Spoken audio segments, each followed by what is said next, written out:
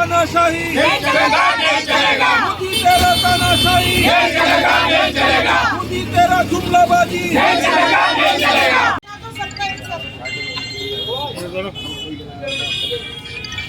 জবাব দাও জবাব চাই, জবাব দাও। প্রতিনিয়ত পেট্রোল ডিজেল ও গ্যাসের মূল্য বৃদ্ধি কার সাথে মোদী সরকার জবাব চায় আবার তোমার দিতে হবে নইলে মোদি ছাড়তে হবে। নরেন্দ্র মোদী হাই হাই हाय हाय हाय हाय। নরেন্দ্র जेल से फोटो ले लो यार सामने से फोटो कौन लेगा सामने से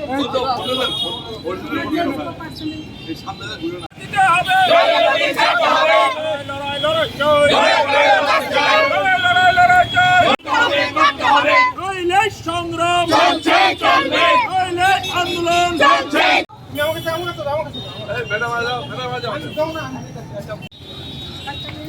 हटिए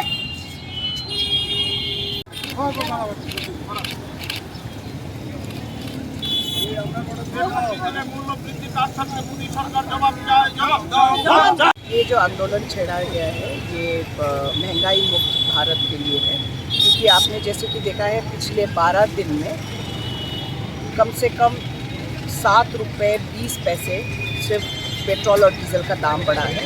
चाहे वो पैरासीटामोल का दाम बढ़ा हो, दवाई दारू का दाम बढ़ा हो, 11% बढ़ा है। आप चाहे गैस का दाम दीजिए, कांग्रेस के टाइम में गैस का दाम सिर्फ 400 रुपये था, आज 1000 पार है। तो किस तरीके से इस देश की जनता को आप बताइए इस महंगाई से लड़ पाएगी। तो इसलिए कांग्रेस पार्टी ने ये मुहिम लिया है कि हम लोग किस तरीके से महंगाई के खिलाफ लड़ेंगे और एक महंगाई मुक्त भारत लाएंगे। आप अगर देखते जाओ 2018 में 18 के बिगिनिंग में पेट्रोल का दाम कुछ था, 2018 के अंत तक पेट्रोल का दाम फिर बढ़ गया, 2019 में पेट्रोल का दाम कमाया गया। फिर उसके बाद में जैसे ही इलेक्शन ख़त्म हुआ, आप अभी देखिए 5 राज्यों का इलेक्शन ख़त्म हो गया, फिर पेट्रोल का दाम बढ़ा दिया।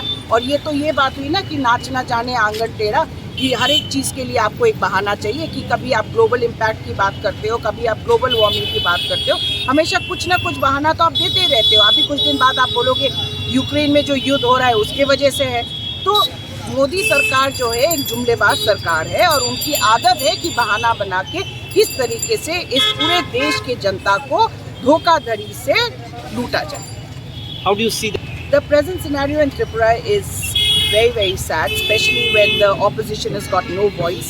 When you try to voice yourselves, there is violence that takes place, and I think that the current situation is very, very pitiful, especially looking at the price rise, looking at the women's security, looking at unemployment, all the promises that have been made by the BJP government, they have failed, and Biplav Dey and company have created a fear psychosis amongst the people in this state and have been threatening people from time to time from avoid and making them stop from voicing their concerns.